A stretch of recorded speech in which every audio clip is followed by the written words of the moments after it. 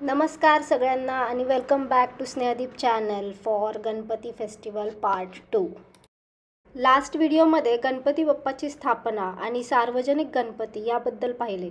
या व्हिडिओमध्ये गौरीविषयी थोडे जाणून घेऊयात. आली गवर आली सोनं पावले आली ही गाणं तर सर्वांनी ऐकलेच असेल. गणपती बाप्पा आल्यावर गौरी देखील येतात.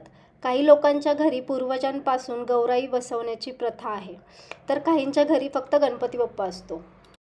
गौराई येणार म्हणल्यावर फराळ करण्यापासूनची सुरुवात असते. आता गौरी हे पार्वतीचे दुसरे नाव आहे. असं म्हणले जाते की पार्वती माता आपल्या पुत्राला न्यायला येते.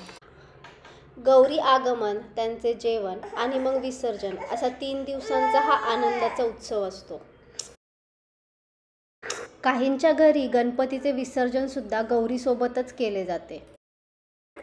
अखंड सौभाग्यासाठी स्त्रिया हे व्रत करतात असं म्हणले जाते. तिसऱ्या दिवशी सगळ्या विवाहित स्त्रियांना बोलावून दोरे घेतले जातात आणि दोरे गौरीला वाहतात. हळदी कुंकू देऊन आणि दूध साखर भात याचा प्रसाद देऊन आरती करून सांगता केली जाते. प्लीज कमेंट करा अजून वेगळ्या पद्धतीने तुमच्या घरी जर गौराईची पूजा केली जात असेल तर. भेटूया नेक्स्ट व्हिडिओमध्ये. थँक्यू.